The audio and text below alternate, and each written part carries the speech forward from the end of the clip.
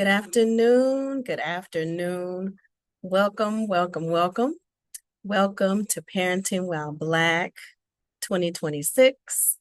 We're celebrating Black History Month. Welcome, welcome, welcome. Today, we have folks from all over. I'm looking in the chat. I see hello from New York. And prayers and blessings with folks from the East Coast with the blizzard.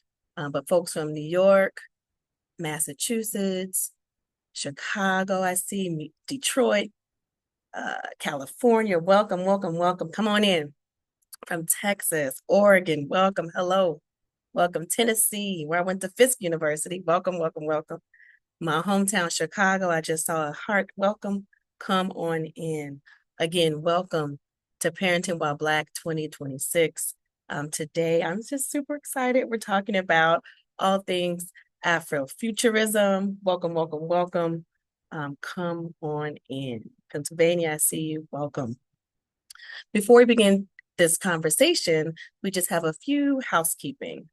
So today's conversation will be in Spanish and English. In your webinar controls, click Interpretación. Click the language that you would like to hear. And to only hear the interpreted language, click Mute Original Audio. Welcome. Come on in. I see you from California, Oklahoma. Live captioning. Live captioning is available for today's conversation. In your webinar controls, just click Show Captions, select your speaking language, and to adjust the size of your subtitles, click Caption Settings. You can also select View Full Transcript.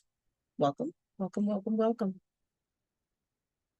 If you have questions, if you need some answers, feel free to activate the Q&A chat feature. So if you want to ask the presenters a question, use that Q&A feature to ensure our presenters see your question. If you have a comment or technical issue you want to share, use the chat feature to speak with other attendees and BTC support staff. But make sure you choose the all panelists and attendees option so that everyone on the call can see your comment. Welcome. Come on in. We want to thank our partners, specifically SEED, the Center on the Ecology of Early Development, also Equity Research Action Coalition, and Vital Village. Thank you so much for your support. Okay. Again, I'm just super duper excited, so excited to introduce today's panelist. First, we have Yatasha Womack. Yatasha Womack is an award-winning author, director, independent scholar, and dance therapist. She's the author of The Afrofuturist Evolution, Creative Paths to Self-Discovery, Afrofuturism, The World of Black Sci-Fi and Fantasy Culture, and Black Panther, A Cultural Exploration, among others. Her graphic novel, Black Moon Ritual, and her nonfiction book, Marvel Age of Comics, Miles Morales, will be released in 2026. The graphic novel, Black Cube, will be released in 2027. She co-wrote and produced the award-winning Sky Show, Naya and the Multiverse, for the Adler Planetarium. My 3 kids and I saw that exhibit as well. Other films include A Love Letter to the Ancestors from Chicago and Couples Night as a screenwriter. She's also narrative designer for the upcoming immersive experience, Headmaids. Yatasha was a resident at Black Rock Senegal, co-curated Carnegie Hall's Afrofuturism Festival, and was featured in the National Museum of African American History and Culture's Afrofuturism, a History of Black Futures exhibit. Yatasha is a graduate of Clark Atlanta University, based in Chicago, loves house music and drinking tea. Welcome, Yatasha. Welcome, welcome, welcome. We also have John Jennings, a professor, author, graphic novelist, curator, Harvard Fellow, New York Times bestseller, 2018 Eisner winner, and winner of the Hugo Award for his co-adaptation of Octavia Butler's dystopian novel, The Parable of the Soul. As professor of media and cultural studies at the University of California at Riverside, Jennings examines the visual culture of race in various media forms, including film, illustrated fiction, and comics and graphic novels. He's also the director of Abrams Comic Arts imprint, Megascope, which publishes graphic novels focused on the experiences of people of color. Jennings is co-editor of the 2016 Eisner Award-winning collection, The Blacker the Ink, Constructions of Black Identity in Comics and Sequential Art, and co-founder organizer of the Schomburg Center's Black Comic Book Festival in Harlem. In 2023, Jennings co-created the Black superhero Ghost Light for Marvel Entertainment. Jennings' latest publication are The Adventures of Lion Man with Rosarium Publishing, The Parable of the Talents, graphic novel adaptation with longtime collaborator Damian Duffy, which is a 2026 NAACP Image Award nominee for Outstanding Literary Achievement graphic novel. Okay, Yatasha, John, please, let's see you. Here they are, heavy, heavy hitters. So excited, so excited. Hey, quick Hello, thing. hello. This is me, Yatasha. It looks like my video was disabled on the host Okay, end. Oh, wait, now I can start it. there we see you. There you Yes, are, I'm right on back. What's time. going on? Anyway, I'm You are back right on on time. here. So again, welcome, welcome, welcome. So I'm going to just start with the basics. It's the basics. Don't want to assume everyone knows about Afrofuturism. So just what is it? What is Afrofuturism? How would you all conceptualize it and define it? okay. Well, Afrofuturism is this way of thinking about futures or alternate realities, but you're just referencing Black cultures from around the world and in the US. So I always tell people that it's this, intersection. If you're thinking about imagination, technology, mysticism, liberation, anything we would describe as Afrofuturist falls in that category. So you could be talking about the film Black Panther. You can talk about artists like Janelle Monáe. You can be talking about the visionary abilities of a Martin Luther King or a Jesse Jackson. All of these things fall within the context of Afrofuturism. Awesome. Thank you. John, how would you add to that? I probably wouldn't add a lot to. I'm actually, I had notes that I just lost, and I'm like, oh, Take here your we go. time. I Take was your like, click, click, time. click, click, click. Anyway, I know about um, that life. yeah, yeah. I'm just it's the too many tabs open in life. Anyway, so just succinctly, I mean, just kind of add what Yatasha said. It's probably I would say it's a cultural movement, and it uses science fiction and fantasy to kind of reimagine the history of the African diaspora and also kind of like think about agency around Black people in our country and around the world, as Utasha stated. And a lot of times it'll use like technically advanced imagery, like cyborgs or like time travel or what have you. And it's generally a hopeful affect as well. I feel like a lot of times we see things that are like more dystopian, but I feel that in general, Afrofuturism, it bends towards a hopeful future for Black people where we thrive, instead of just survive. And also, it's multidisciplinary. So, so we're looking at music and dance and fashion, comics, what have you. So it's a multimedia cultural movement, and I think one thing we want to make sure we understand is it's not just a genre, it's a way of seeing the world. Yeah. Yeah. And it sounds like it's been here for a while. Perhaps the terminology Afrofuturism, perhaps it's new in the last 20 years or so, but this mood, as you said, this affect, this has been here. It's been here. Hmm. So on that note, you talked about this notion of imagination. And so Yeah. research, like neurobiological, neuroscience research suggests that imagination is really good for healthy brain functioning. So why is the cultivation of imagination such a core feature of Afrofuturism? Like, why should Black parents on the call, Black grandparents, caregivers, why should we cultivate imagination in addition to arithmetic, reading, and writing? Well, imagination is in part what makes us human. Um, all, if we don't dream, Hmm. um, we can't function happily through our days. And I mean, like nighttime dreaming. You go to bed, you Sure. have to get to a state of dreaming. Now, we might not remember these dreams, but you have to go into that state in order to function and feel balanced in life. So, dreaming is essential, but also the ability to push forward, transform, change your circumstances is really rooted in the imagination. One has to imagine themselves beyond where they are. You Hmm. have to imagine yourself beyond your circumstance. And when you're moving into, you start thinking about world building, you have to imagine the world that you would like to be a part of. So, imagination is something that we're always imagining something. Now, we might regurgitate other people's concepts and reimagine those, but we're always imagining something. And our ability to focus that imaginative ability helps us to create dynamics that better reflect how we see ourselves, how we can elevate our world. And I think for Black people, it's essential Hmm. because sometimes we find ourselves walking in other people's imaginations. We're dealing Hmm. with projections of who people think we are. Kids deal with projections of who people think they are. So you have to imagine beyond that. And to imagine beyond that helps you to take those steps to operate and function beyond that.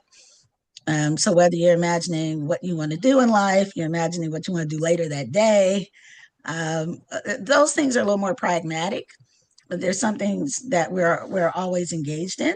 And then there's the other aspect that, in order to solve problems, you have to imagine other ways of doing things. Sure.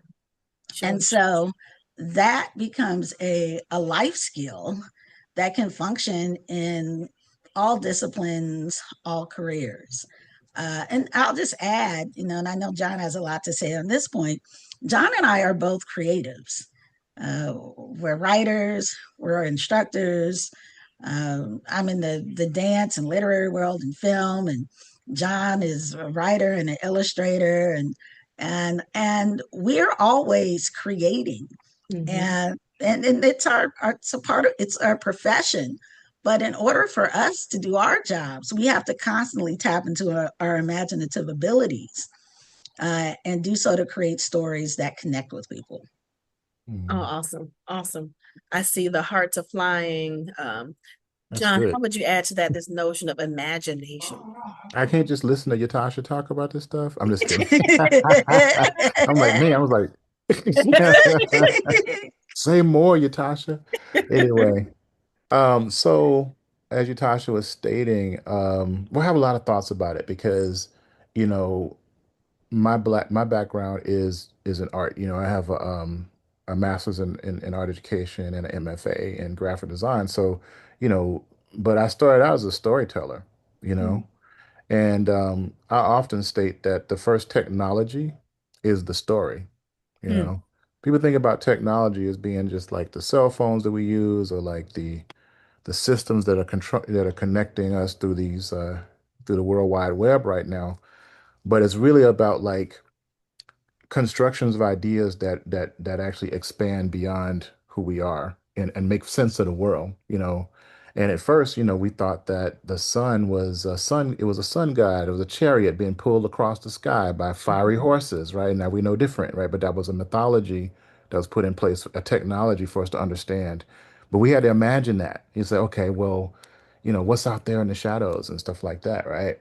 Um, coming from like the design profession, and Hmm. for a long time I taught like design methodology, stuff like that. Design isn't just about making things pretty, it's a problem solving mechanism, right? Hmm. So designing is problem solving. It's just, and Hmm. it's visual rhetoric, it's visual literacy, right? What the imagination does, it actually like activates the glue between these different facts. Once, Albert Einstein said that imagination is more important than knowledge, you know? And I think the reason why I said that is in order for you to actually understand the conceptualization of what an atom looks like or how they could possibly function, um, you have to have an imagination about it, right? So that's why, for instance, I don't really focus on STEM. I focus on STEAM, science, Mm, technology, engineering, art, and right. mathematics, right? Hmm. My whole thing is I often question like why you want to like squeeze the arts out, the humanities out, right? You know, we're not robots, and, Mm, and as Yatasha was stating, storytelling and actually understanding how to project into other people's minds and kind of imagine ourselves in different people's shoes, it humanizes us and it creates empathy. hmm. Empathy is a sign of intelligence. Empathy is a it's a basic need for us to understand like how, you know, we don't necessarily look at the things that are different. We look at the things that are similar, you know. Hmm. All of us have love, all of us get sad, all of us have these like, desires as human beings. So, yeah, so I think like the imagination actually cultivates that, Yeah. As Yatasha was stating, and I often say this too, in order for, things to get better, or you have to imagine yourself in a better space, right? Like, Dr. King, for instance, he had a dream, right? You know Yeah. that, Yeah. right? So we often look at at Dr. King as Dr. Martin Luther King Jr. as an Afrofuturist thinker Yeah. because what his vision was almost like a Star Trek like vision, right? Where Yeah. everybody's equal and everybody's on this mountaintop holding hands, right? That was an imagination, and we carry that dream with us, right? And so last thing I was going to say is that in my classes, a lot of times we'll do critical making projects. And so What's that? critical making is the idea of it comes directly from like industrial design. Hmm. So for instance, say you're creating like a new car, right? And you do all this research, you understand the environment it's going to be in. You have to imagine a world that this car is going to be in, right? And then you actually have to create a model for it.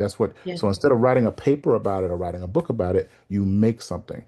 You know what I'm saying? So you understand it through like dance or like sketching or like you make a poem about it, that kind of thing. That's critical making, right? Nice. So a lot of times people learn more when they make things from their imagination connected to information. Okay, does that make sense?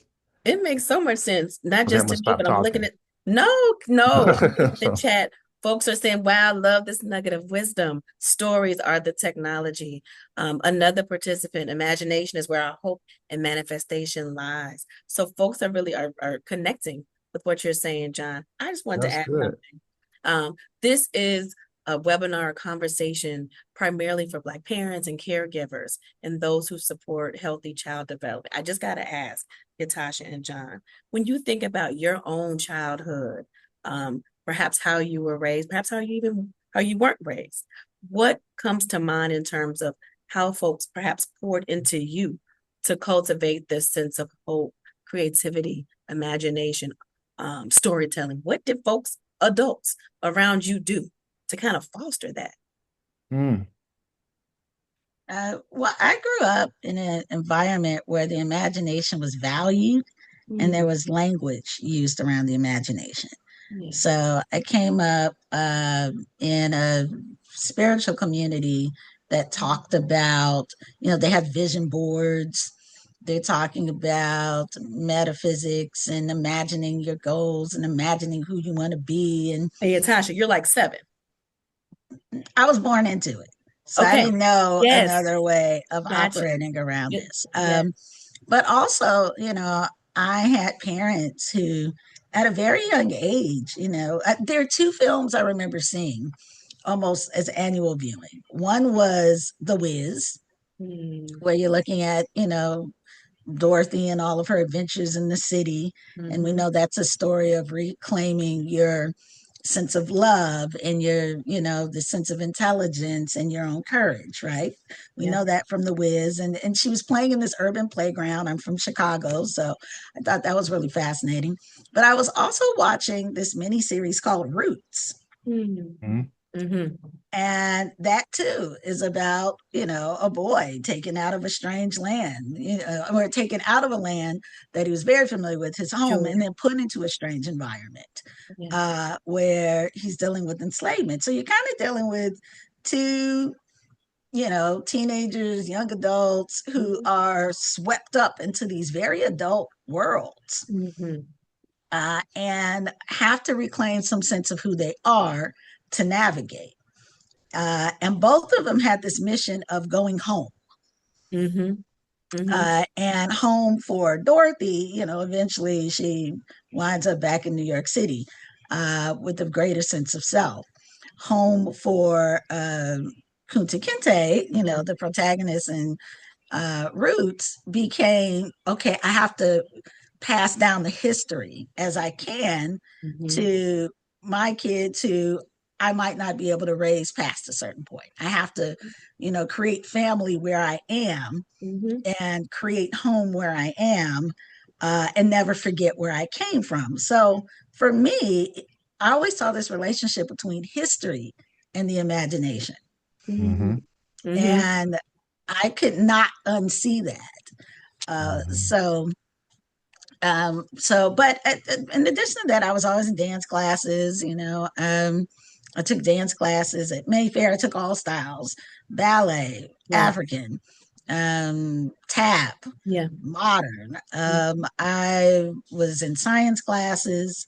At different museums. I'm going to all the museums, the art museums, the history museums. I was very much a museum kid of taking music classes, and it wasn't from the perspective of I was going to do these things professionally. I didn't Sure. think about that. It was like, oh, this is fun, but it dancing and music, it cultivated who I was so much. I had family members who had these extensive music collections.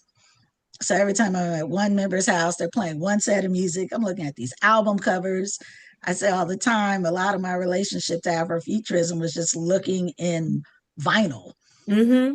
looking at Parliament Funkadelic covers and the Maggot Brain cover and um, Herbie Hancock's, his album covers, Miles Davis, it was Yes. all this creativity. So I'm seeing the relationship between image and music, Mm-hmm. Mm-hmm. even as music videos are becoming a thing. So, and looking at those album covers, I mean, they always had Black people in space. Mm-hmm.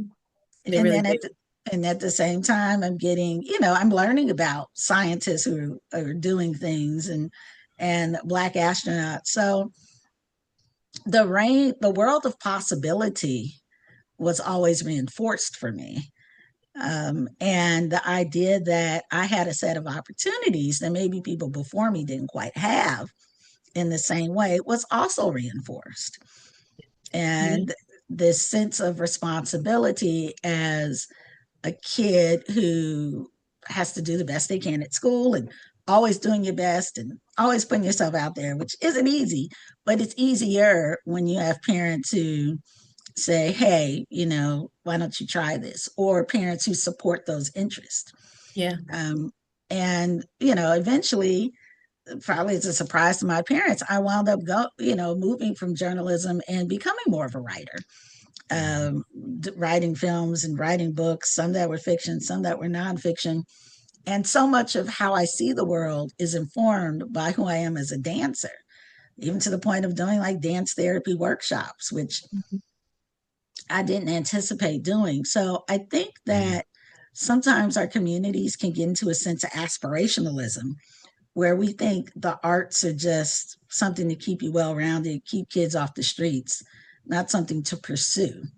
But Black cultural arts and all arts are a lifeline Mm-hmm. for a lot of kids and gives them a sense of mission, a sense of purpose.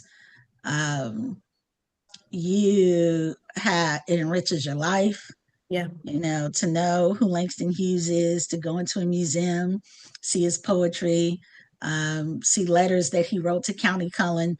That has more significance if you were introduced to him earlier in life and you know who he is. Sure. Yes. Yeah. And then you Yes. go to another museum and you see he wrote all these plays.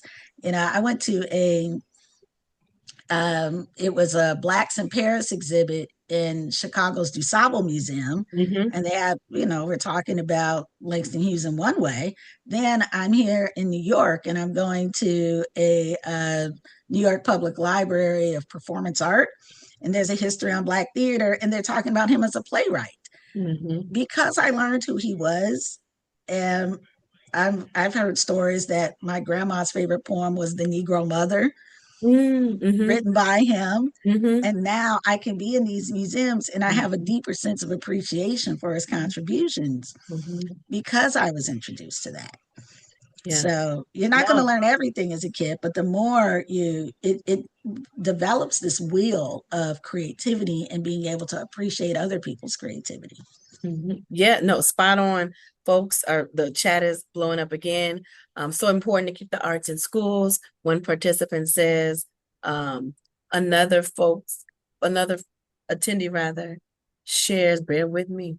So important that you got this at a young age, at a young age. And as you're talking, Tasha, it reminds me, I have a reluctant reader, one of my own children, and we're reading Finding Langston. So this Mm. notion of thinking about Langston Hughes, particularly as someone from Chicago, who frequented what's called the Hall Library, which is literally up the street from our home, just finding those connections, I think, is really paramount if you can. John, Mm-hmm.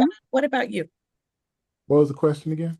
Oh, right. We've just right. Let me look at my notes. It's about how awesome Langston Hughes is. Oh yeah, okay. That Oh, wasn't the just question. sharing your own your childhood stories, like Oh, that's right. That's when right. you That's right. I'm poured sorry. into I kind of as went. a I was baby, as a listening, but I kind of went off the rails a little bit.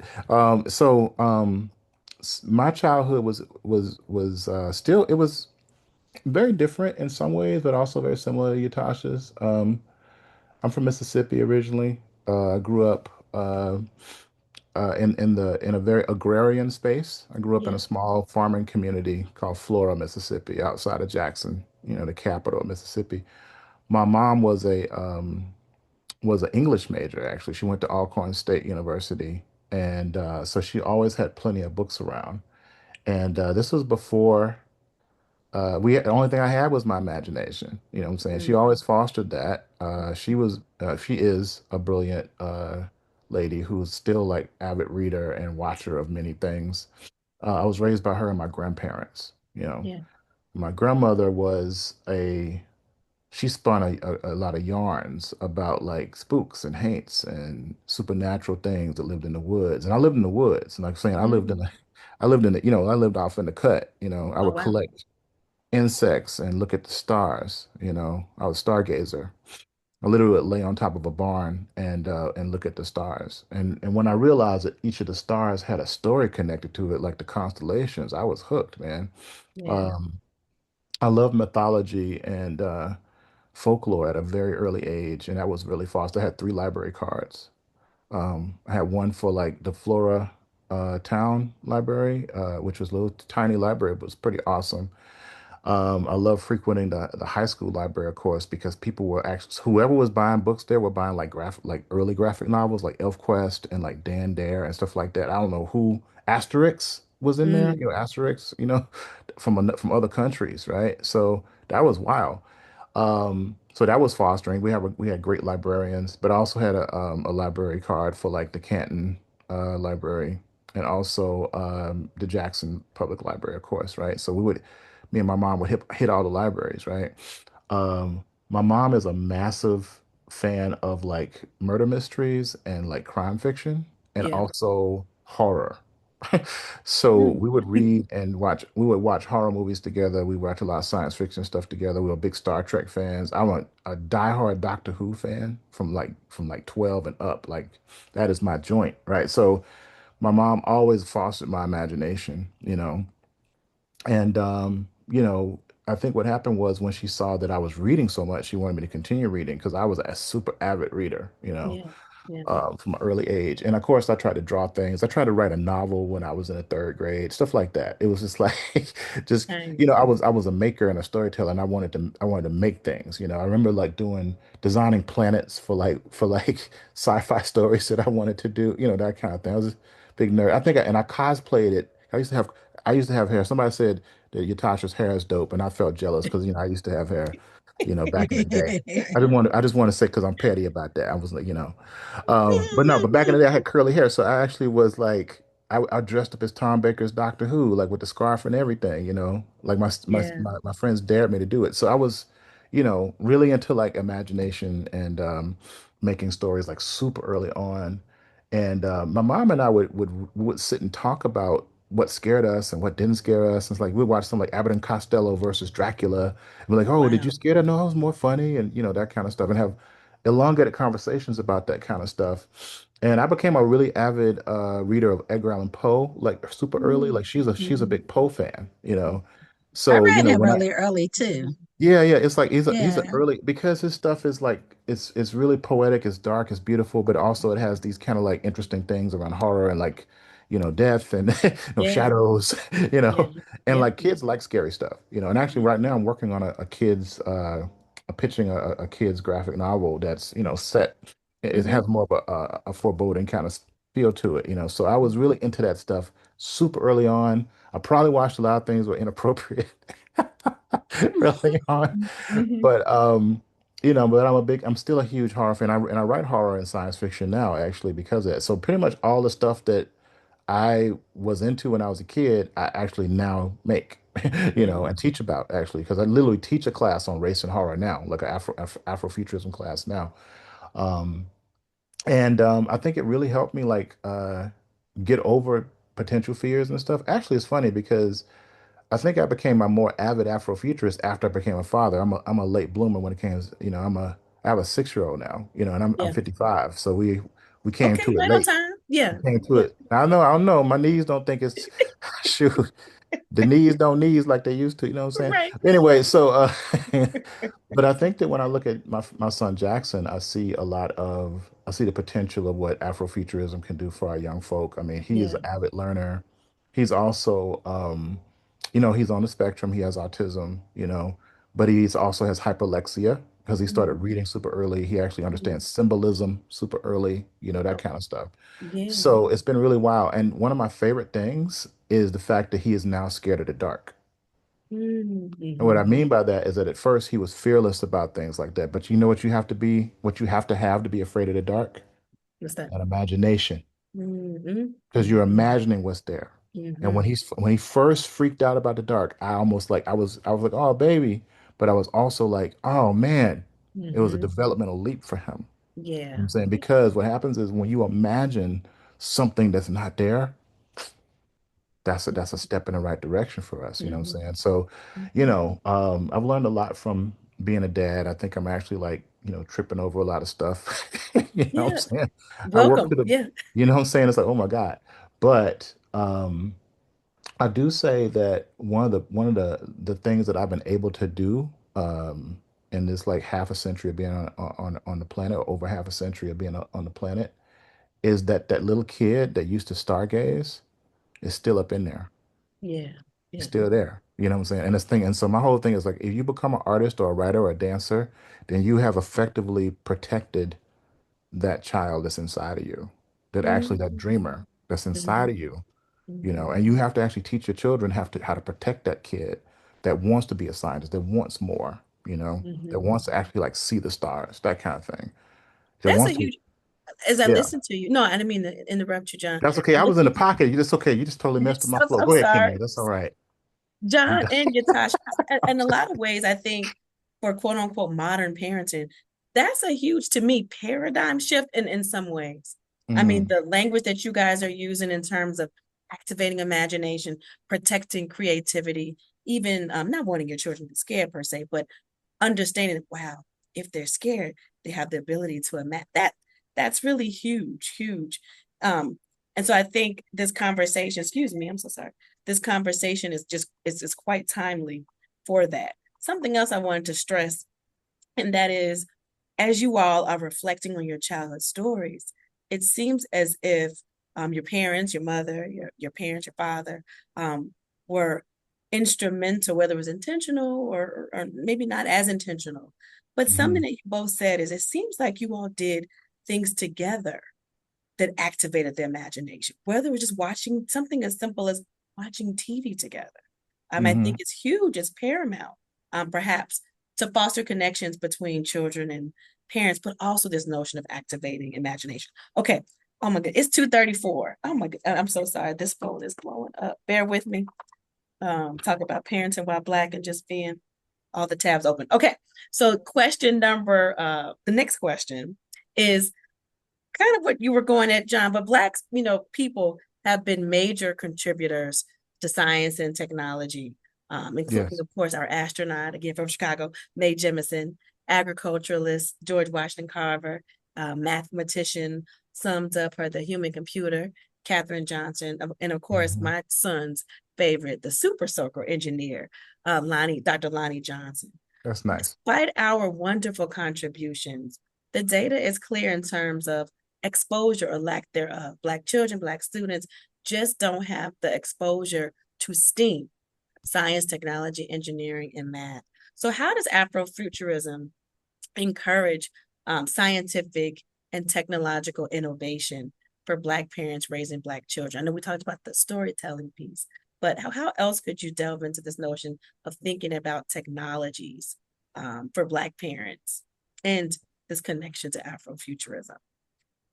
Well, when I worked on Naya and the Multiverse, that's a sky show at the Atler Planetarium. It's a great project. I've been there, yes.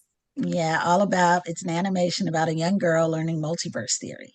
Mm-hmm. And myself and Taylor Witten wrote the projects, and we're both Afrofuturists, and we also both work on more of the art side of things than the science side. So we grew up learning science. I wanted to be a scientist for a big part of my childhood, but primarily kind of work in, the areas that I'm in today.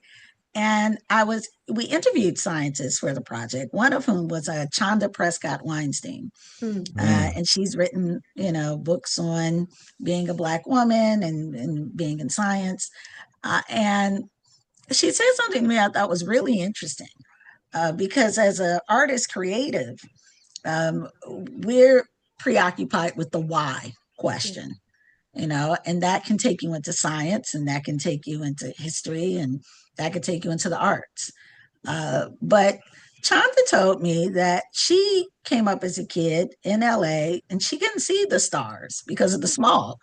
Mm-hmm. So today she's a theoretical physicist, very much working on theories around space, but couldn't see the stars as a kid. And she said she was really good in math. And someone said, well, if you're really good in math, you should pursue science. Mm-hmm.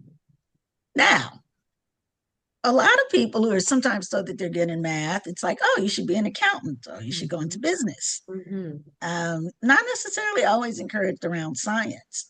And so I think there's an accessibility conversation around what skills can lend it to becoming a scientist. Mm-hmm. Yeah. Hmm. And obviously at some point there's the curiosity, there's the reading, there's the interest, and then you have to just really learn all these scientific Yes. techniques, which is not the same thing as John and I creating stories and maybe being informed by science. Being a scientist and the research you do is different. But with that, it's like, how often do we, I mean, there's the encouraging people say, oh, you should pursue the sciences. And if a kid's interested in science, buy them, chemistry sets, Mm-hmm. take them to these museums, meet scientists. You might be a parent, might not know as much as you'd like, Yeah. but you can meet other scientists, have a kid talk to scientists, and think of ways to support that interest. Because a lot of kids in science say they watched Star Trek, they love Star Wars, Mm-hmm. they saw these things, and then decided, oh, I want to operate in that world. And their way of being in that world was through science. So people are often inspired by science fiction to go into the sciences. That's right. Yeah. Yeah. Yeah. John, what about you? Let me see. So I'm thinking many things right now. All right, because I'm just kind of parse things together right quick. Something that Yatasha said about like exposing students to people who do the thing. And the other thing I found really interesting is like understanding the skill sets and stuff. I think that exposing kids to our history is important. One of the things that Yatasha and I often talk about is this idea of like Sankofaration. Are you familiar with the term Sankofa, right? It means go back and get it.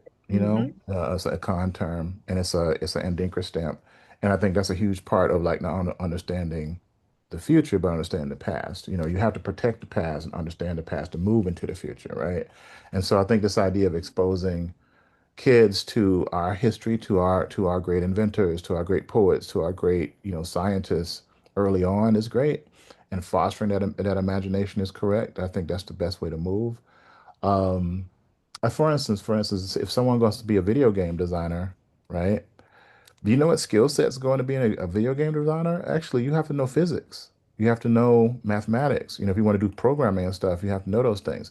The reason why you have to know physics because you have to know understand how things move in an imaginary space. You know, that Hmm. kind of thing. And then you have to have some artistic background too, probably, right? And but you don't know that until you start studying something, you know. And the other thing we have to understand is we have to figure out how to slow our students down, you know, and understand that the world is moving really quickly, you know, and feeding you a lot of information. But to be literate in something actually is to double down and actually become and go down those little rabbit holes and understand how things work, you know.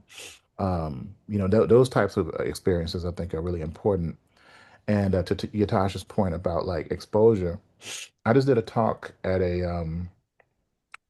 library at this Catholic school, you know, in Hmm. Indianapolis, right? One of our friends works there. And as I was sitting between classes, I spoke to like three classes about my work as an artist and as a teacher. I was thinking that when I was growing up in Florida, Mississippi, you know, going to East Florida High School, um, no one came to see us. Hmm. Like nobody.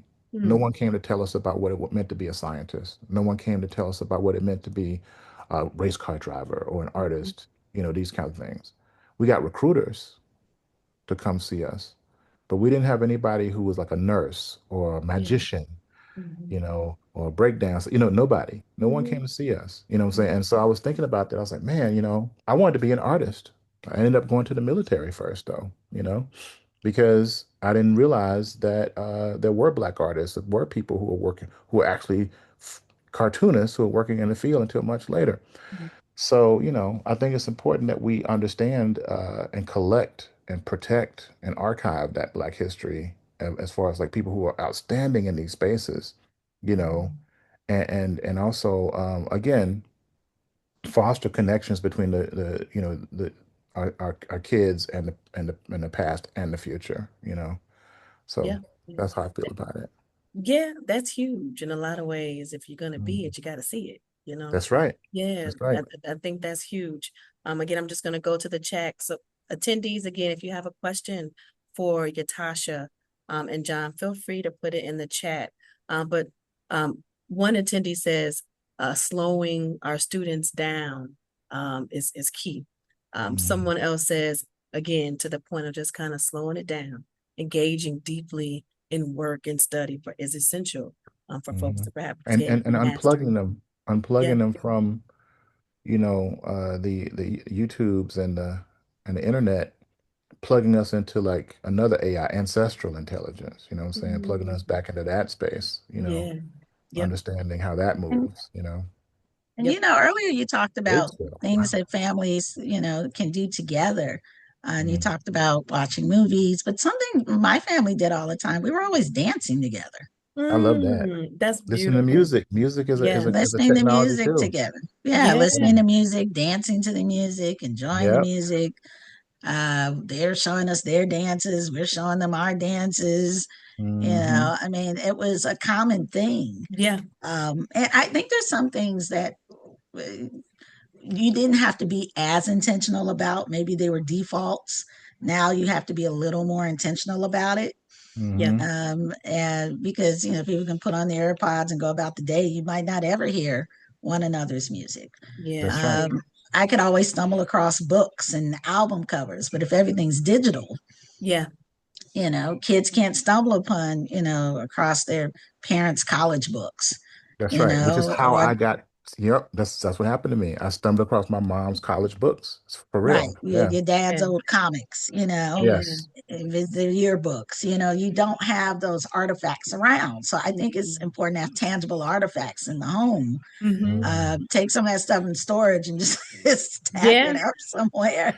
Yeah. Yeah. No, I you mean, guys are right. Yeah. Yeah. Yeah, no, that's a really good point. I think once Jackson gets to the point where he can understand this stuff, because I have like we can't even use my garage because of my books. You have so It's much. it's Hmm. my wife is always like, I want to use the garage. I'm like, well, I gotta protect the books, babe. I Those gotta are protect artifacts. the Yes. artifacts. Exactly. This is Yes. extremely important, you know. Yes. Yeah, Yes. my office at school looks like a comic book store threw up in it. You know what I'm saying? It's really wild up in Hmm. there, you know. Yeah. So I want, yeah, that exposure to you know, to that artifact. I think you're right, Yatasha. I think that's really important. Like it's just we've taken away the discovery, you know what I'm saying? Yeah. One Yeah. of the things I often said too is that, back in the day, let's just say like Pirates of the Caribbean came out in say like the 1980s, right? When we were kids or whatever, 1970s. What would we have done? We would have went outside, we would have made a pirate hat, made a little sword and pretended to be Mhm. Captain Jack Sparrow, right? And like now what happens is that, everything is pre-made, you know. As soon as they create a movie, they got like the cartoons, they got the costumes, they got all the ephemera connected to it. And what they've done is they've decimated children's culture. You Yeah. know, they Yeah. they they they they've commodified the imagination, you know. Yeah, yeah. I think you guys are giving us parents our marching orders, really, which is in some ways to hold on to some of this stuff. I know folks want to declutter, but I hear you all saying keep those yearbooks, keep those books, those seminal works that children and teens can kind of touch and uh, run their fingers over and read and ingest. Yeah, Well, Yes, I and love that. because that's Yeah. what we did. That's what yeah, Yeah. we did coming of age in the 80s and the 90s. And to your point, Natasha, it was just kind of natural, right? This was the home. You had right. the Well, element, and you had, yeah, minimalism yeah, doesn't always inspire creativity. yeah, yeah, You yeah. know, Say that it again. can. Yeah, so you need some of that. People are the way people are talking about color palettes and Yeah, look, you need some color, you need some mixing and some Yeah. matching, some yeah, tapestries. I'm It a stimulates the mind, it yes, stimulates the palate. It's you see you're able to synthesize information by looking at this colorful rug, and then you look on the wall and it's a Sankofa symbol, and then there's a stack of books, and some of them are horror and some of them are comics, and now yeah. You're looking Have through you have you peeked in my fonts. office? Have you seen mine? And it's like you're looking through your parents' clothes, you look at their old clothes versus their new clothes. You see the texture patterns, the yeah, difference in the actual material. It gives yes, you a sense of legacy yeah, and heritage, but without people having to spell it out. yeah, yes, that's real, right? Yeah. Even And just looking at like photographs themselves. Yeah. mhm, Hmm. My mom and I were looking at just her old photographs when she was younger. I mean, these things matter. Natasha, Hmm. child, we only have about 12. It's been such a rich conversation. We only have about 12 minutes. I want to get to maybe one question. So dealing with socialization is the question. How my teenager always seems so frustrated. And when I want to sit down and just have a conversation, she seems so frustrated and angry about life. Teenagers are so different now. How would you start a conversation and develop positive communication with the teenager Hmm. using the That's difficult Afrofuturism? because Yeah. I'm like, are they really different? Because Mm, I don't know. Are they really different, or are they just are the? I think everybody comes and goes through these things. I think finding common ground as far as like getting people to understand what you used to go through as well. I think you know one thing to remember about being a teenager is um, everything's a catastrophe. Everything's on fire constantly, right? Because you have these hormones raging through your body, and um, you don't know how you're trying to figure out how to untether yourself from your parents, and you're also trying to still want to cling to your parents at the same time. So you've been torn in a couple of different spaces, and I wonder if again, trying to understand those common spaces. Maybe telling them about your things that you've gone through could be helpful. I haven't raised a teenager yet, but I've seen teenagers being raised. mm-hmm, I actually was a teenager at one particular point. You know, mm-hmm, mm-hmm. um, yeah, trying to understand, like, finding common ground. A lot of times that's storytelling to me. You know, that's how we Yeah. connect. I think. I mean, I had to go back to stories. It's like, in my day, and I think that's why people do that, right? You Yes. know, Yes. mhm. yeah, because Yeah. things are moving really quickly, but the human part of us hasn't changed. It's Mm-hmm. about how it's being mediated has changed, and we have to Yeah. break through that mediation, I feel. But that's Mhm. I don't know. It's easier said than done. Like, shut up, John. I have no idea. Yeah. No, but I hear you Yeah, saying at a you minimum, know what? kind of slowing it down, finding common ground, with your storytelling. Yatasha, I didn't mean to cut you off. Oh, no, I was just going to say games are helpful Mm. too. Like there can be games that you both play together that you like. Yeah, that's a good point. Card games, I'm about to board say card games. games. Yeah. Those are There's these good things called ones. tails. You ever seen those tails cards?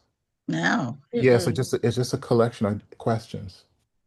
And that's Tails. all it Hmm. is. It's called tails. And it's just like basically like, you know, uh yeah, taking it back to the board game, take it like again, because when you're in a digital space, everything's important and everything's like, it's all about likes and stuff like that. But when it's just you one on one, you have to disengage, and the thing is like, I'm Gen X, so I'm used to like, going for days and days without being connected to something and just reading a book, or making something, right?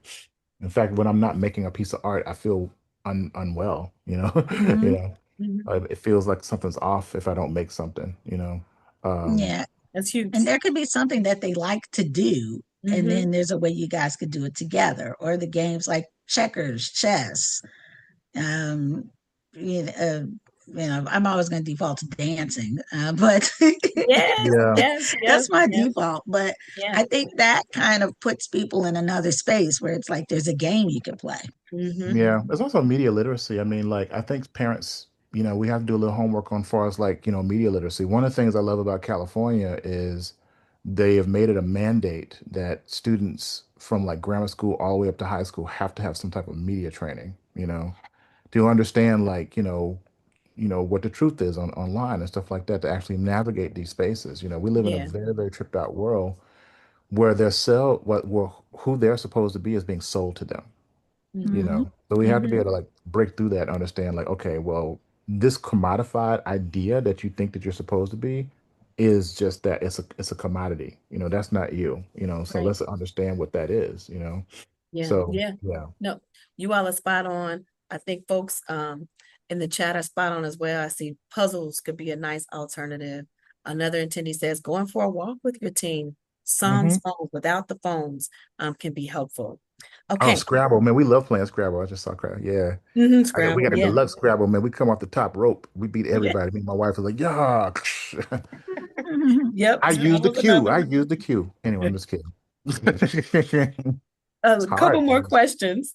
So we're living in an age actually that might feel familiar to our parents, perhaps our grandparents, one that is characterized by the resurgence of people, policies, and practices aimed at oppressing and devaluing Black lives and other lives, quite frankly.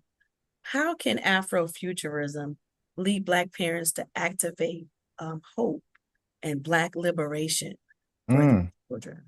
I think, you know what? I feel like those two things are actually part of Afrofuturism to start with. Mm-hmm. One thing you have to remember, and she might co-sign this, is that when you look at like traditional science fiction, like Western science fiction, it's all about the individual, the hero.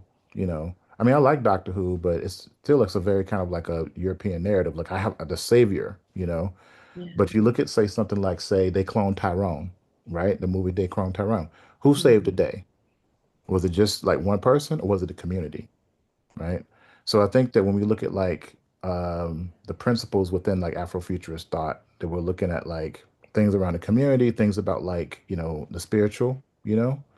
spiritual machines. So for instance, when Black Panther, if you look at something like Black Panther, right, T'Challa actually takes the heart-shaped herb and he's actually able to talk to his father on the other Right. side.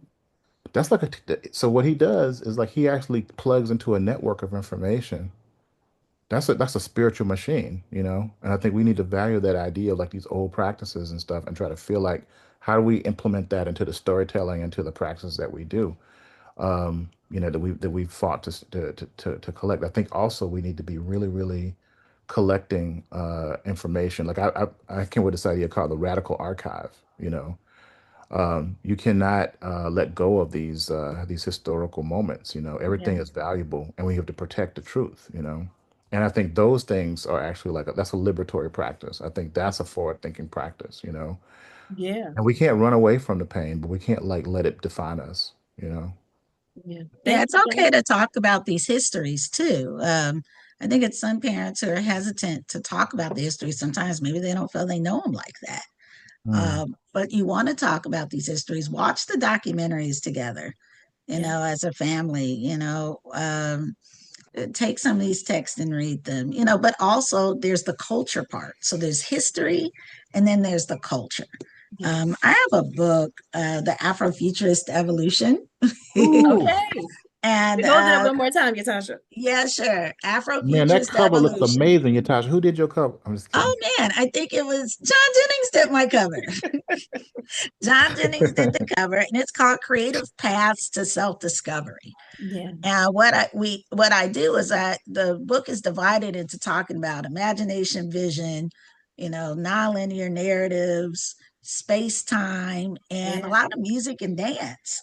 Oh, But yeah. in addition to breaking down these concepts and how people have applied them in arts and music and science, we also have these reflection questions and exercises. Mm. So if Hmm. you're a parent who's like, hey, Afrofuturism sounds cool, Yeah. but I need to work with these ideas, um, I provide an opportunity where there's some reflection questions you could do with your Hmm. teens and your preteens. There's some exercises in there that you could just do for you, and you could pull them out and do them as a group. There's Yeah. playlists, and all these are like futures oriented, to get you thinking about relationships to space and time, Yeah. and the complementary relationships between Black or African diaspora cultures around the world, and how you can ground yourself, text to read, movies to look at, Mm. That's all and in there, Yatasha. all in the book. Oh, yes. It's all in the book. And, Yes. John's quoted a lot in this book. Um, I say in things. addition to doing the cover. And, the point of it was sometimes people look, hey, this stuff is interesting and they're trying to catch up. But it's like, which one of these ideas do I find relevant to my life now? Sure. Yeah. And how can we sort of work with them? You have artists like a Hmm. Sun Ra, who's talking about the altered destiny.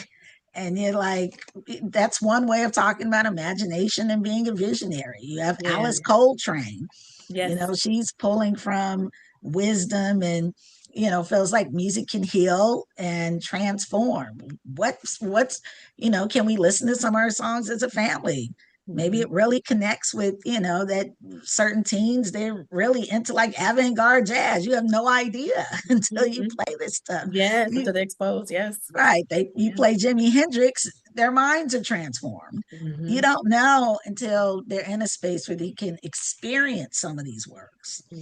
So there's the talking about the history, but there's the experience of the cultures, and then there's the experience of these futures oriented, artworks and pieces that people have created. Yeah. Awesome. Awesome. Awesome. Again, the chat is blowing up with just hearts and love. Someone is asking, can we do this again, please? They really enjoyed the discussion. We have like 1 minute, maybe just 30 seconds each. I'm You just all have given so much, dropped so many gems in the last hour. But what is the takeaway that Black parents, Black grandparents can walk away with? There's so many, but if it's just one, as we think about this futuristic orientation, Afrofuturism, our histories, etc., being Gen Xers, what's the takeaway? one of the things I think about a lot, two things actually, that drive me on a day-to-day basis, right? Um, One is who's going to take the weight, Hmm. you know, I think about that a lot, and we're training people to actually take the weight of what it means to be Black in this space, for good or ill. I think about that a lot. Second thing I think about is what kind of ancestor do I want to be, you know?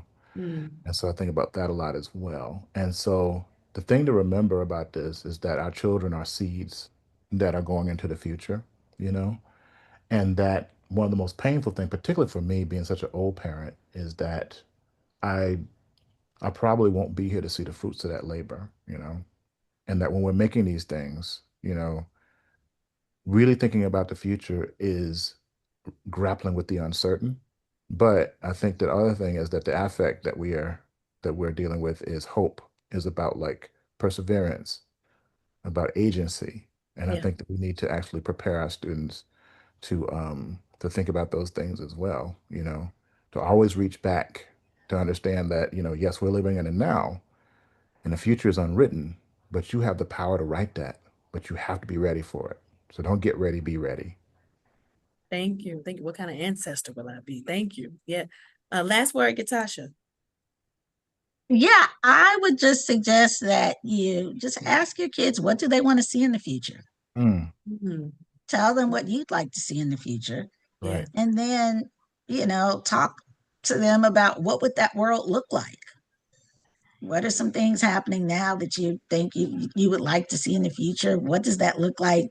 Start stretching your imaginations around it, um, discussing it, and I mean, there are some exercises in the book that point to that, but just that question alone Yeah. is interesting. Yeah. I think that's a fun one, and wanted to remind people that I have a book coming out called The Black Moon Ritual. It's about a teenager coming of age on a near future island. It's a Oh, wow. graphic novel Yeah. and deals with sustainable energy. So it's very Afrofuturist. And then Okay. John has a whole line of books, which I'm he looking for it right edits and now. I'm looking curates, for it right now. Yes. Yes. called Megascope, with all kinds of graphic novels, horror, Mhm. historical, Afrofuturist. So if you're looking for some works to pull from, anything from Megascope, you want to deal with the crop over fest in Hmm. the Barbados in the future, or if you want to take, any of these tales. I mean, they're a lot of fun, and I have one coming out next year It's called Black as Cube. well, Yeah. called Black Cube as well. Yeah. And so that's a lot of fun. But just checking out some of those works, if you're like, where Yeah. do I begin? Taking Is this at like least infinitum? Yes. Infinitum Really by close to, Tim yeah. Felder.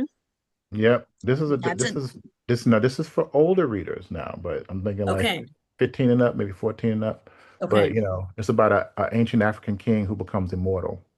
Okay. Well, that's a it's like great that. one. Wow. The great Also one, a yeah. friend of ours. Also a friend of ours, yeah. And also put in the chat, Ghostlight. Ghostlight is a uh, Jamaican American physicist who gets reborn with cosmic abilities.